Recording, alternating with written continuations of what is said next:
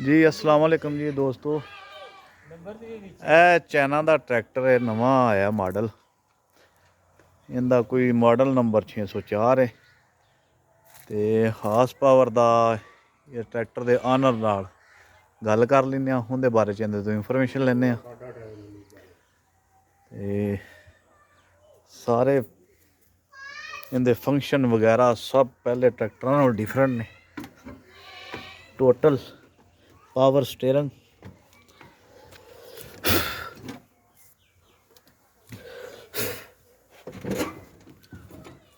लो जी है इंदे सारे कंट्रोल ने, पावर स्टीयरिंग है, फ्यूल मीटर, आरपीएम मीटर और नहीं सॉरी ये हाँ आरपीएम मीटर, और ये इसका हीट मीटर है, टेम्परेचर।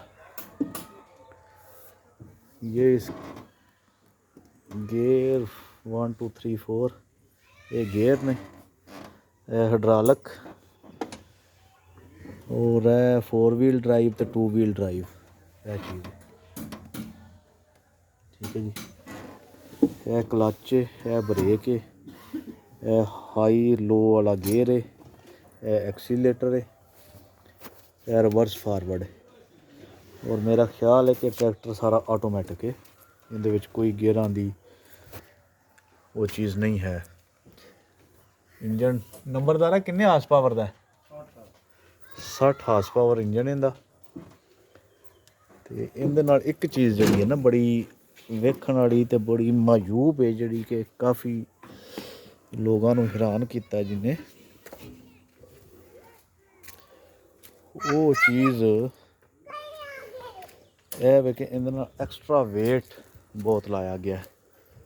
यह प्लेट है 45 kg की एक प्लेट है, 90 kg इधर है, 90 kg दूसरे व्हील वाल वजन है कि उस तो इलावा यह तकरीबन 20 kg दियाँ अगे वजन वेट लगे हुए हैं, जिन्ना 80 kg वजन है आ गया। इंजन भी सीलां सूलां बड़ियां अच्छियां ने। यह जे 45 kg 90 kg का वजन आ गया जी एक्सट्रा। इनके पिछे भी सारे पावर सिस्टम ने, हाइड्रोलिक दे, ट्राली दे लिंका वगैरह ने। और इनकी कीमत 3 साल पहले 24 लाख सी। हुण मौजूदा कीमत ज़ाहिर डॉलर बहुत कीमती हो गया, तो पता नहीं कित्थे तक चली गई है।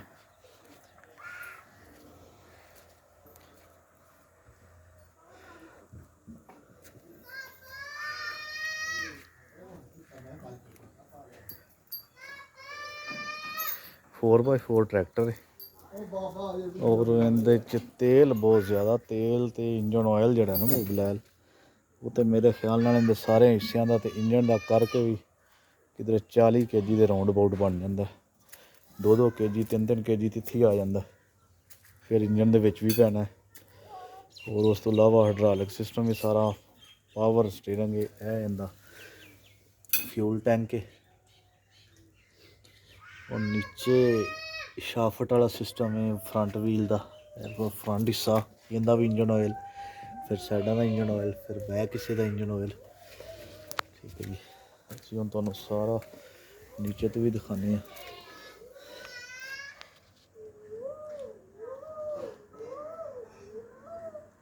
ਇਹ ਅੰਦਰ ਥੱਲੇ ਵਾਲੀ ਸਾਈਡ ਹੈ।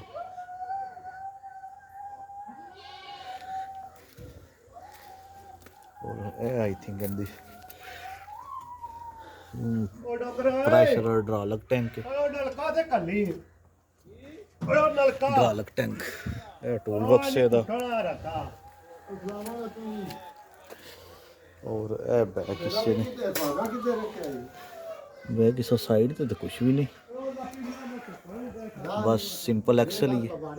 दरम्यान इथों लग के तो इन्ना बैक हिस्सा जी, इहदे विच मेरे ख्याल नाल कोई 4-5 लीटर मोबिल ऑयल इहदे विच ही पै जांदा होना। फिर हाइड्रोलिक सिस्टम का सारा इत्थे भी ऑयल, यानी कि ऑनर दस रहा है कि इहदे विच मोबिल ऑयल इंजन ऑयल मुख्तलिफ हिस्सों का 40 kg 45 तक पै जाता है।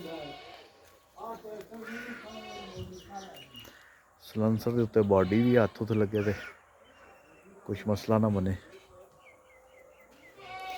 ये रैड कलर है, उत्ते स्टिकर लवाए गए हैं ग्रीन कलर के, क्योंकि 2 कलर च आया है, रैड और ग्रीन।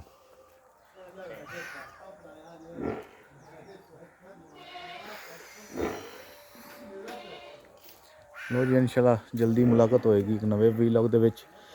पंजाबी भरावां वास्ते मैं पंजाबी च वीलॉग बनाया ताकि उन्होंने समझने आसानी हो जाए। सारे किसान भाई दोस्त अहबाब पंजाब दे और पंजाब तो बाहर भी लैंदा चढ़दा दो पंजाब ने, लैंदा पंजाब चढ़दा पंजाब, लैंदा पंजाब पाकिस्तान च, चढ़दा पंजाब जिहड़ा ओह इंडिया च। और चढ़दे पंजाब दे काफ़ी हिस्से अगू हरियाणा भी निकल गया, उधर बीकानेर भी निकल गया। खालिस्तान सारे चढ़दा पंजाब है, लैंदा पंजाब तो उही है। लो जी अल्लाह हाफिज़ दोस्तों, फिर मिलांगे नवे व्लॉग विच।